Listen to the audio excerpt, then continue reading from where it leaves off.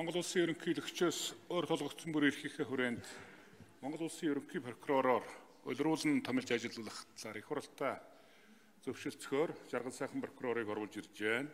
За манай олон гишүүд, хуульч гишүүд асуултанд санд хэллээ. Айл болохоор би давхцлыг арилгая.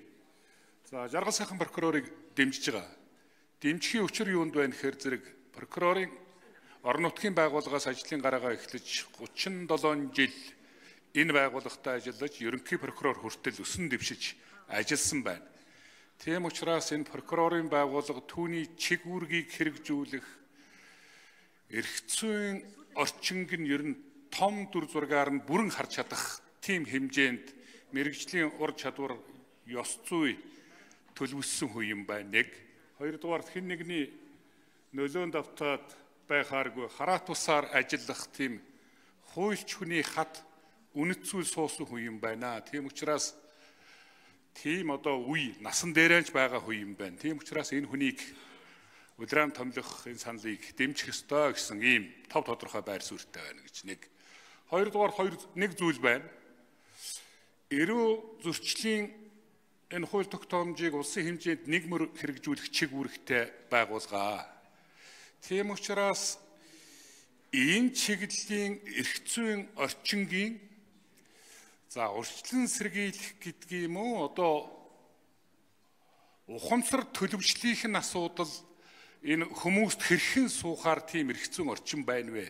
Биднүүсийн энийг боловсронгуй болгох чиглэл дээр бид ер нь цаашид юунд анхаарах ёстой болоо гэж би бол ингэж бодоод байдаг.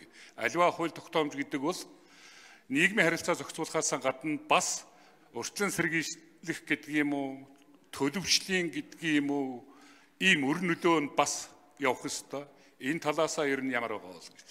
Шүүн таслах ажиллагааны хүмүүжлийн өр нөлөө гэж дээх нь бол их ярилцгаадаг байсан биднээс. Одоо төрийн нэрийн өмнөөс энэ чиглэлийн үйл ажиллагаанд оролцож байгаа үндсэн чиг үүрэгтэй байгууллага, танай байгууллага.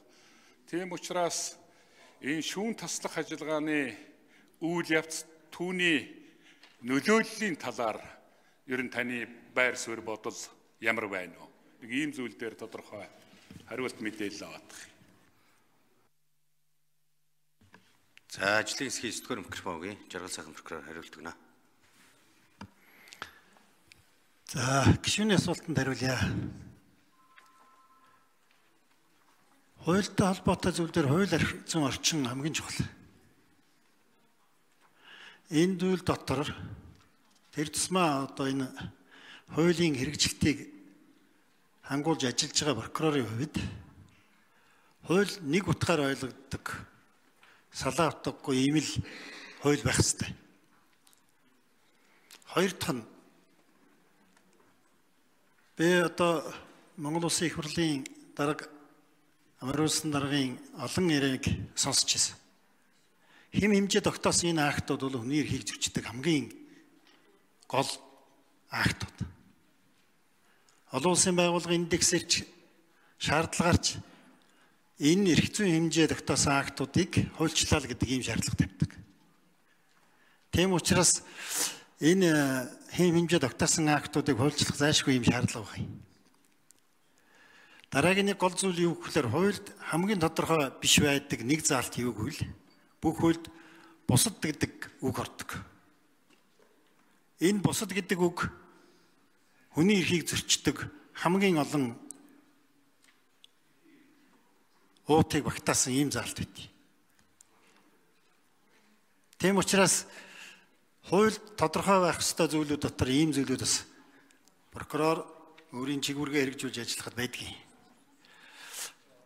Гэмтрэгээс урьдчилан сэргийлэх ажлын чиглэлээр прокурор өөрийн тодорхой үүргүүдээ хүлээдэг. Нэгж прокурорын газарт, нэгдсэн ерөнхий прокурорын газартаа бодлого тодорхойлж ингэж ажилладаг. Гэмтрэгээс урьдчилан сэргийлэх зөвлөл гэж манад ажилладаг. За дээр нь хууль зүйн яамн дээр гэмтрэгээс урьдчилан сэргийлэх зөвлөлд Монгол Улсын прокурорын орлогч прокурор орж ажилладаг. Прокурор энэ урьдчилан сэргийлэх ажил дээр гэмтрэг гарсан шалтгаан нөхцөлийг арилгуулахаар мэдээлэл бичиж ажилладаг. Таны асуултанд хариулж дуусла.